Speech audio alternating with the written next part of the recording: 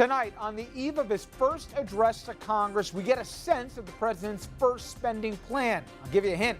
A lot of money for defense, and it takes an axe to, well, just about everything else. We'll get a preview and analysis. Plus, Trump on immigration. Now, he campaigned focusing on the bad people, the hardened criminals he said that were hurting America. But the reality is his immigration raids are going a whole lot further, hurting a lot of solid non-citizens, not to mention the people who love them and the neighbors who are already missing them. And later, the Oscars mistake heard round the world. That plus the comedy and the politics center stage in Hollywood's big night. Good evening, everybody, and welcome to RFL. I'm Richard French. Thank you so much for joining us this Monday. It was another busy weekend for those of us keeping tabs on the Trump administration. And tomorrow, it's going to get even busier with the president's first address to Congress. Now, the administration isn't calling tomorrow's speech an actual State of the Union address, maybe because the president would then have to tell us what he thinks the State of the Union is. And we know he seems to have a different view of that than most Americans do if you look at the polls. But just like a State of the Union address, the president, he will push for some policy changes. And also like a State of the Union, some of those details are already leaking out. So what can we expect tomorrow? Well, senior political correspondent Andrew Whitman, he will be in Washington tomorrow, and he already has some of the clues as to what to expect. And Rich, most of what we know about the president's address tomorrow focuses on spending and spending cuts. There's good news if you want more military spending, and bad news if you like spending on just about anything else. President Trump will call for massive spending increases on defense, $30 billion extra for the rest of 2017, another $54 billion for 2018. That's a total of about a 16% increase on defense spending, which already outpaces the next top 10 spending nations in the world combined. The plan is to offset those increases with cuts elsewhere. That elsewhere is almost everywhere. Cuts to the State Department, to the EPA, and to every other regulatory agency. Across the board, 10% or higher cuts in other spending, including foreign aid. Though don't expect any cuts to Homeland Security, immigration, or other security or police-related agencies, so the cuts to other departments elsewhere could be even higher. But the Trump budget does not touch the most expensive parts of the budget, the entitlement safety net programs. No cuts to Medicaid, Medicare, or Social Security yet. And at least for now, President Trump is ignoring the Affordable Care Act and proposed tax cuts. Again, that is at least for now. The rest of the address is expected to be less of a State of the Union and more a State of the Administration. The president expects to tout his administration's accomplishments. The info released by the White House includes phrases like Trump checking off the promises he made to voters and the concrete steps the president has already taken to make the American dream possible, and boilerplate arguments for tax reform, education, the middle class, and yes, health care. But the president's agenda tomorrow may come into conflict with that of another key Republican player in Washington, House Speaker Paul Ryan. Ryan reportedly would rather push an Obamacare repeal sooner rather than later, along with cuts to entitlements and tax cuts, with a smaller focus on defense spending increases. So, Rich, some potential conflict for the president within his own party based just on what we know we're going to hear from him tomorrow night. And also, as we'll get into some conflicts with math, Jeanne Zaino joins us. She's professor of political science at Iona College, also senior advisor to the consulting firm Applied Techonomics. Dominic Carter, political journalist and author, and Andrew Whitman, who you've already met. All right. Jeanne, I know it will not be hyper details tomorrow. I get that. But by any rough estimation, even the back of an envelope, if you're going to cut taxes, and as he's promised them, more significant than we've seen in many a generation here, and you're going to increase spending for defense, you're still going to keep, not touch Medicare or Medicaid theoretically. We don't know what's going to happen. But my point is, and you also, by the way, want to spend $1 trillion something to do some infrastructure thing. Where's all this money coming from? Are Republicans who are the pay-go people going to go along to get along here? It just doesn't seem that he and the party are on the same page. Yeah, and the people in the Republican Party who are really concerned about the deficit, really concerned about spending, really want to make significant cuts. And Andrew just mentioned Paul Ryan talking about issues that are really hard to touch, like entitlement reform. Those don't seem like they're going to be on the agenda. And it's very odd because the other day, it seems a long time ago, the other day we heard Steve Bannon at CPAC, the president's main advisor, talking about deconstructing the state. Well, you can't deconstruct the state if you're unwilling to touch 92% of the federal budget. entitlements, Social Security, Medicare, Medicaid, and the military, and in fact increase military spending. The most you could do is with that very narrow slice left, you could start to make little cuts, but as you mentioned, the math just doesn't work out. So it's very difficult to figure out what the end goal here is. You're not deconstructing the state. You're going to be trying to find some kind of balance that probably your own party is not going to support. And just like you said, and I think you put it perfectly, so much of the pizza pie, he says, off the table for you to cut, and he's already promised that he's going to build a wall, he's going to have this huge infrastructure project here, he's going to cut taxes like we haven't seen before here.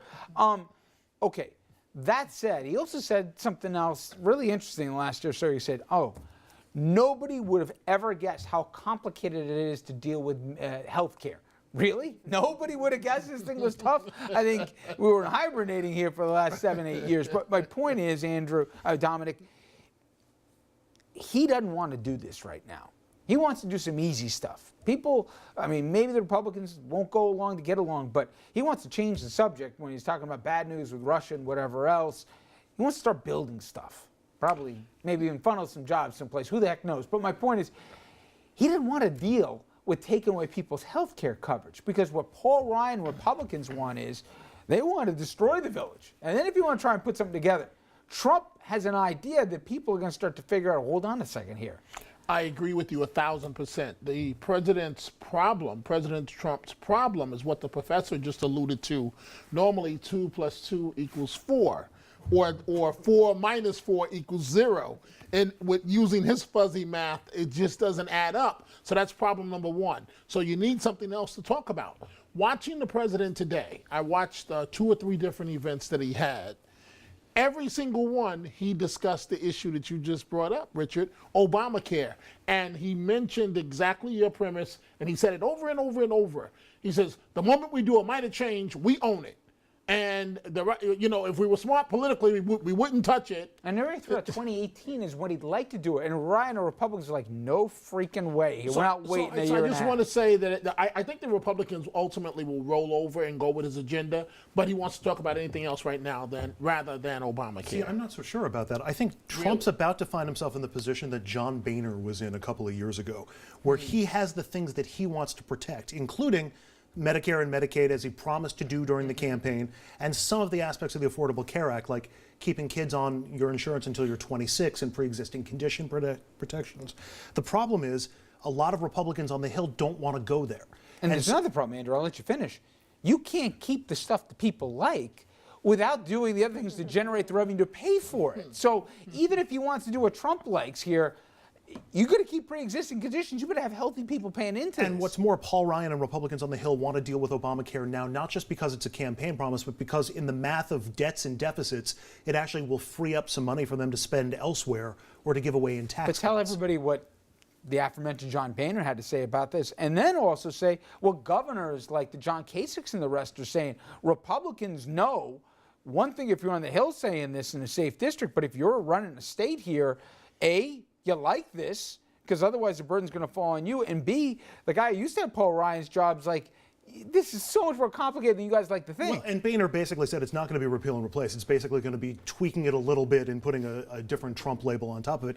Kasich came to the White House along with some other governors. Kasich expanded Medicare in Ohio, and he basically said, look, you blow up the benefits to states, or you blow up this Medicaid reform, and you're going to wind up with people who are off the rolls, and it's going to wind up costing the states a ton, especially the states that have already signed up for Medicaid changes. So there really are some disparate goals that are being set out by different Republicans now, and Trump's not going to wind up with the legislative support he necessarily needs, and we're coming to the part where he's going to need help on the Hill. And see, part of the problem here is that Donald Trump is not a Republican. I mean, this has been the problem all along, right? He is not a Republican. He has none of the orthodox, or almost none of the orthodox Republican views. So Andrew's absolutely right. You know, they're going to be coming from very different places and trying to get to some kind of common goal, and he has yet to deal with the legislature. Each other more? House or congressional Republicans or Trump need Trump more, or does Trump need them more? Well, I think that I do think that congressional Republicans are going to need the president a little bit more, although only because they're running sooner. But in 4 years, he's going to need them a heck of a lot. So I just think it's because they're running sooner that they need him more. I know I got to hit a break here, but the optics of it. I've heard a lot of Democrats, they've heard what's going on in the town halls. They hear the angry constituents. They even saw it happen with the DNC. They're like, you better not all of a sudden say, well, let's try and find some common ground here. We saw what they did for 8 years. You better do it too, Democrats, this time. How ugly does it get tomorrow in Washington? Are Democrats sitting on their hands the whole time here? Or, is the charm offensive of Trump going to win them over tomorrow? Charm and Trump. I'm trying. Trump and Yeah, charm. yeah. Those two go together. I thought it's like a sledgehammer and Trump. I know. We'll get to the point. I see the look. What's going to happen tomorrow? Democrats historically, they seem to be more disciplined. I don't expect any outbursts from them. While I don't expect any of that lie, but they will. Whether he calls it a State of the Union address, basically that's what it is. I think he's lowering. He's lowering expectations. You're going to be there. I think there'll be a little bit of attack at the media and maybe at some of the Democrats. And I think the Democrats will applaud when Trump hits the Pavlov feeder bar. If he's talking about protecting people on Obamacare or if he's talking about supporting the middle class. But in terms of specific policy proposals, I don't think there's a lot there for Democrats to applaud. Well, you will be there tomorrow. And a reminder, we will have all-day coverage of Trump's address to Congress. Andrew, as I said, will be in D.C. getting reaction, maybe even picking fights with lawmakers. Tomorrow will be interesting, and we will have coverage both on Files 1 News throughout the day, plus a preview right here at RFL at 6. And then live coverage begins tomorrow night, 9 o'clock. We'll have it for you in its entirety, and then we will have reaction right after. All right, coming up next, another busy weekend in the biggest heavyweight battle in D.C., Trump versus the media. So how should the press respond? We'll get into that more after this.